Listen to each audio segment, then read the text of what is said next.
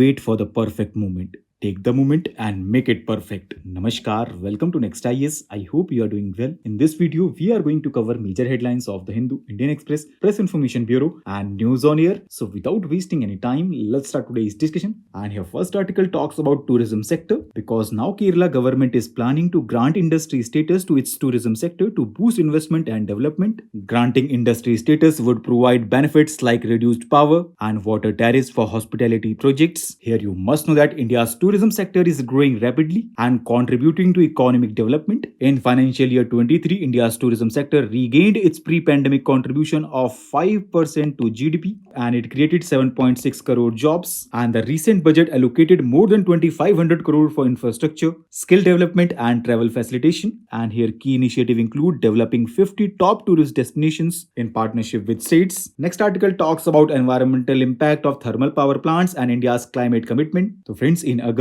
2022, India updated its nationally determined contribution under the Paris Agreement and India committed to reducing emissions intensity by 45% by 2030 and India also aims for 50% of its electricity capacity from non-fossil fuel sources by 2030. But despite this commitment, coal accounts for about 59.12% of India's energy supply with significant generation from thermal power, and now the thermal power remains a major contributor to India's electricity generation and carbon emissions, and the states that generate electricity bear the environmental pollution burden while other states consume the electricity. Here you must know that at present India's regulatory framework does not provide compensation for these thermal power producing states, and states with high thermal power generations like Chhattisgarh, Jharkhand do not benefit from taxes or revenues from their electricity generation. Therefore, in conclusion, we can say that thermal power producing states should be compensated for their pollution burden from electricity consumption by other states, and a fair compensation mechanism is needed to address the environmental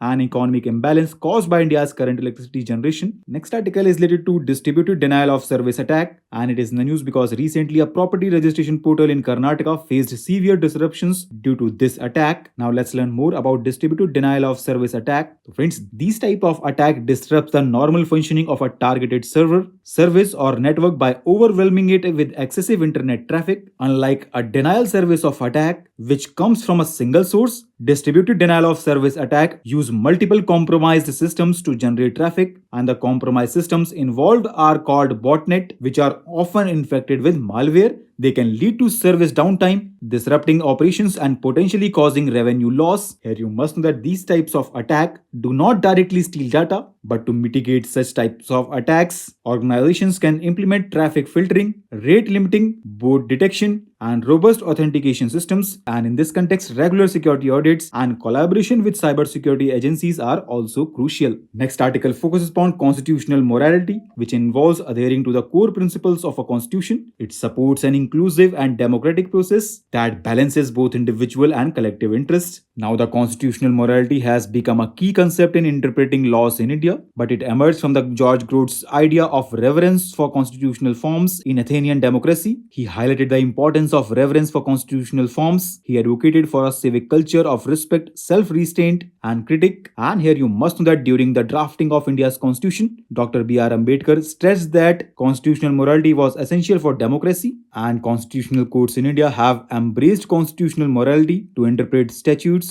and assess their constitutional validity, notably in cases like Navtej Singh Johar versus Union of India and Joseph Shine versus Union of India 2018. Next article talks about Pradhan Mantri Fasal Bima Yojana, which is celebrating its 9th anniversary today. It was launched in 2016 and it is a demand-driven scheme which is voluntary for states as well as for farmers. Here you must know that it provides financial protection to farmers against crop loss due to natural disasters like droughts, floods, cyclones, pests and diseases. And as per the provisions of this scheme, the premium share of the farmer is capped at 2% for kharif crops, 1.5% for rabi crops and 5% for commercial or horticultural crops. Next and last headline focuses upon mutual credit guarantee scheme for MSME, which was recently launched by the finance minister. It will offer loans up to 100 crore to MSMEs for purchasing machinery or equipment without the need for collateral. This scheme aligns with the government's focus on supporting MSMEs in the past 3 budgets. So with this, let's conclude today's discussion. Thanks for listening, and for regular updates, you can follow us on various social media platforms.